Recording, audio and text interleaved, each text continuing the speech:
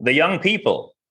Maybe you heard that phrase in the recent past, not only during the pandemic, but also since the pandemic. And when you look into the outlook and the workplace market and the job market, often you hear phrases starting with the words, the young people. And many people who then make a certain claim have no idea how young people act, what their issues are, what their problems and challenges in life are. So instead of talking about young people, we're going to talk with the younger generation. Hello and welcome today, Matt Edwards. Hi. Thank you very much for taking the time. And I'm getting straight into the topic. You're in Manchester right now. And I remember when we met, that was just at the beginning of the pandemic. And correct me if I'm wrong, but you had your university degree. You had a job during university, and you already had your job after university agreed. And what happened then with the pandemic? What happened then? I was finishing dissertation, and the pandemic started to hit. It was very much, final exams and dissertation done in the pandemic from isolation. But the job that I had through university was lost because of isolation. There was no way to keep doing it. So I went from reliably having, income to support me through university to just not. I had to move back in with family. And then, yes, afterwards, the job that I was meant to be doing relied on a lot of government funding and relied on a lot of charitable donations, both of which completely dried up during the pandemic. Yeah. So it meant that they were then not able to take me on. So I went from being at university on course for a good degree with a job to support me through it and a job for afterwards to just unemployment and living back at home with my family. So that means, if it's okay to, that means you, from having a job and the education and the job after university, you dropped to moving back to your parents, and then you had to file for universal credit? Yes. So when I decided that I would go on and do a master's degree, but there was no work to support me until that started. So it meant that for the interim period, I had to file for universal credit and was on that for about 5 or 6 months before the master's degree started. And I then had to take out a loan in order to support me through that. Oh, so okay. So you have that is not a loan like the government gives you money and you can keep it. Like a loan, you have to pay it back. Yes, so it's the student finance loan.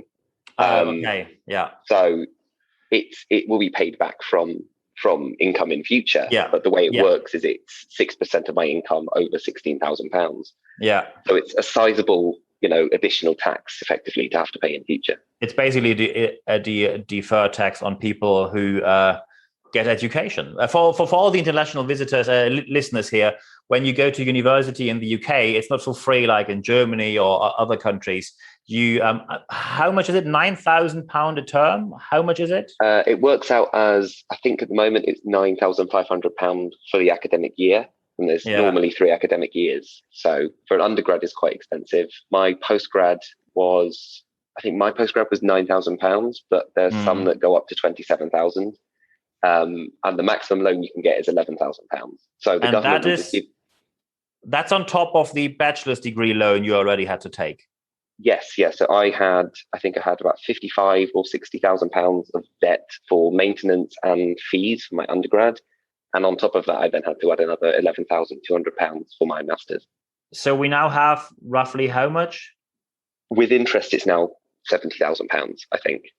So that means when we look at student loan in the UK, which comes with an interest rate of 5.3%, in the future, you have £3,710 only to pay off the interest per year from your future income. Yeah, if it pays on interest, but the likelihood that I'll be able to pay that for the next few decades is quite low. Yeah. So it's one of those things that everybody I know who's a student in the UK just approaches it with the attitude of we'll never pay it off. You might as well get the debt because you're never going to pay it off. So yeah, it's not sustainable. Yeah, at least at the moment it says after 30 years they are going to write it off. If they will, it's still unsure because there's a whole chain of other decisions to be made. But when we look at how did university work during the pandemic, because I think you can't go to a lecture room and meet other students, especially not in the UK where numbers were reasonably high. So when you go to a master's degree, how did that work when you can't show up on site? It was incredibly unusual. So obviously, ordinarily, if you were to start a new course, you'd meet your course mates in person, and you'd get to know people and you'd socialize with them, in lectures and outside of. We had none of that. So we had I remember our induction week, everything was really insecure because we were told, oh, there will be a Zoom at some point and you'll be invited to it and you need to turn up. But we weren't told when. We weren't told what the Zoom would be for or who'd be in it. And then after that, every single component of our degree was done online, which is not really feasible for a lot of courses. I had a statistics module where we learned a form of stats software, which we were meant to remote access. That didn't work. So I was locked out of accessing the software for a module for 5 or 6 weeks of that module, and was still expected to sit the assessments in it and was still expected to turn in the coursework for it, despite not actually having access to the software. And the university's approach has been non-ideal, I would say. It's definitely, in the beginning, we thought they were doing everything they could to sort of facilitate learning, but it now seems that they've done everything as cheaply as possible.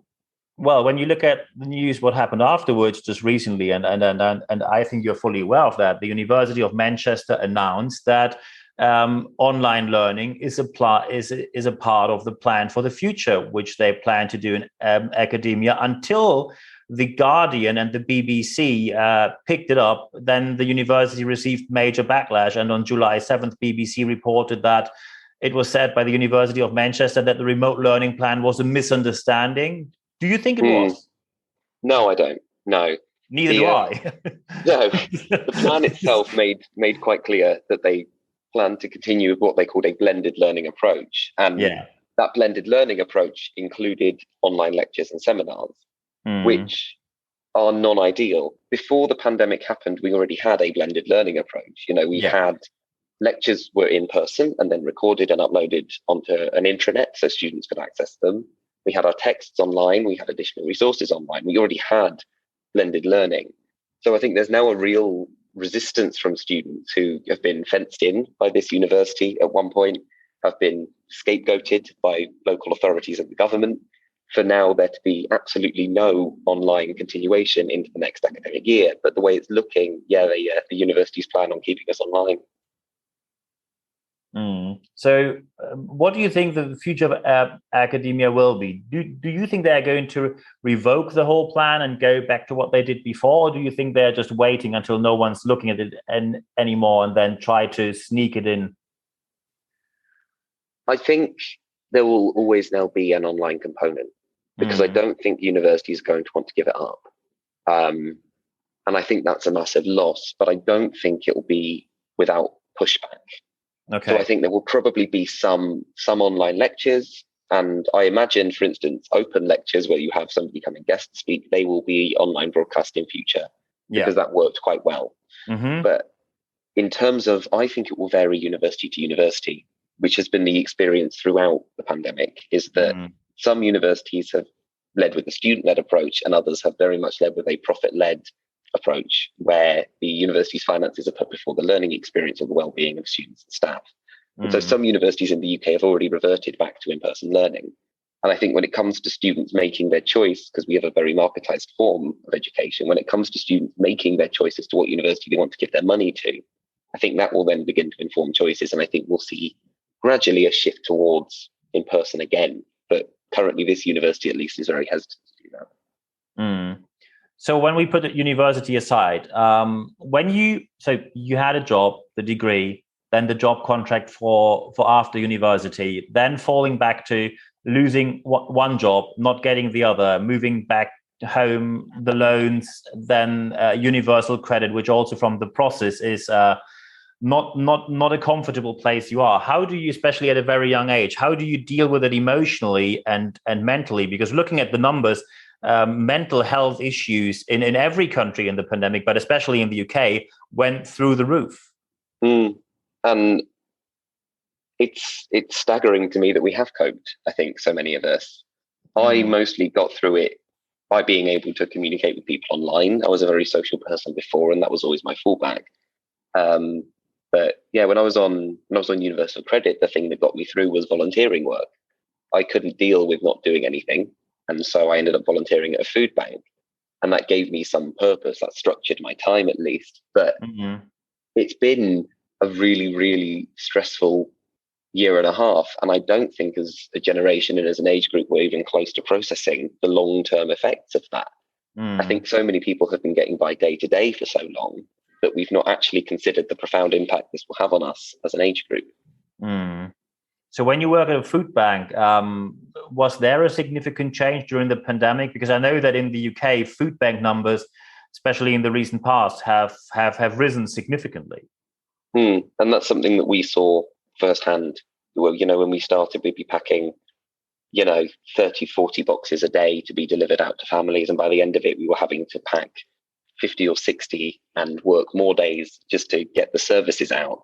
And we were a small food bank that served one portion of Manchester.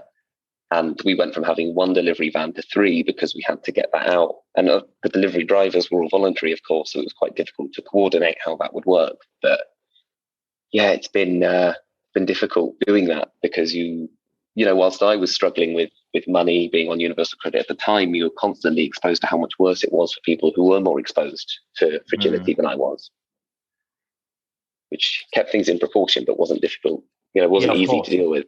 Yeah. So how does the outlook for you look like? Because now we are hopefully coming sort of to an end of the pandemic. What is your outlook? What are your plans for the future? Because I know that now you're doing your master's degree. What's your plan afterwards? Well, it was to go into work. I'd done the master's degree over COVID in the belief that afterwards, hopefully, the job market would have recovered and there would be work again.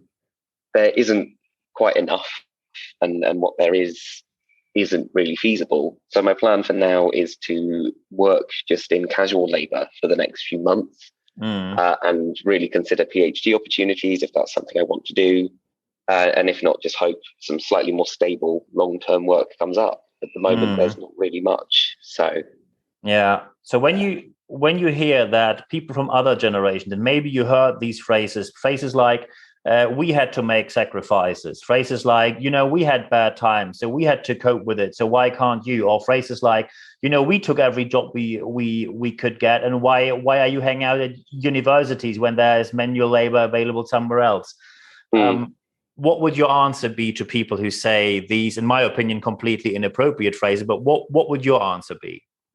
I'm kind of exasperated by it, really. My answer sort of is, who do you think is delivering for Uber Eats and Deliveroo?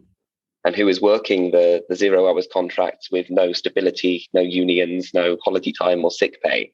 Those are the young people. There are job opportunities now. It's something that we've experienced in the UK as we've begun to reopen from COVID, is that a lot of young people haven't been vaccinated and are expected to go and work in bars and nightclubs where older vaccinated people will go out. Yeah. And subsequently, younger people have had to stay at home sick and isolating because they've caught COVID from having to work in these bars because there's no other work. And older people have complained that younger people are going out and spreading this. It's being spread because we have to go out and work. If you look at where precarity is now, it is mainly inflicted on younger generations. And I think it's one downside of a society that's so detached from itself, is that we don't see what other sections of society are going through. So what do you think when we are talking about how generations could overcome? Because let's face it, the way we are going right now is not sustainable. There's an older generation saying it's all about meritocracy. And when you work your way up, you will have your success. There's strong scientific evidence that when you, for example, have an elite education, it most likely tells you something about family wealth and social upbringing, not about how hard someone worked. And it looks like that society is moving further and further apart between different generations, and often only due to their position of wealth and power, only older people are talking about how we should do it right. And we need more voices from the younger generation. So how would, in your opinion, how should we design a future where we all overcome and have the society where we all have benefits from working together? How should society look like, in your opinion? I think for me, the main thing now is that we don't just focus on taxing income, because we're taxing an increasingly decreasing pool of income. Younger people are not earning more with each generation, and we're expected to pay more for services that we're not receiving. The only way that we can have an equitable society is if we start taxing capital as it's held rather than capital as it's earned as well. So I think for the UK especially, there's so much capital held in property, capital that young people are locked out of, that we need to start taxing that. We also need to have, I think, substantial redevelopments. We need more green industrial work. We need a return of, I'd say, labour unions in the UK. They've been effectively decimated. And yeah, I would argue that the main thing that we need is a complete rethink of the way our society should be structured. Whether we want a society based on the idea of meritocracy and the idea of accumulation, or whether we want a society based on the ideas of equity and equality. What do you think is the reason why so many people ignore the obvious evidence? I mean, when we look at voter behavior, there are people who truly believe they are doing the right thing, while at the same time openly voting against their own interest, often maybe without even knowing. Why do you think people start to ignore fact, science, and evidence? I think it's multifaceted. I think they think they are following the evidence. Either that, or they think the evidence they're being presented day to day is untrustworthy. Because we have told people to be critical without teaching them how to be critical. And we've taught people to dismiss and question authority without teaching them or informing them how to trust authority occasionally.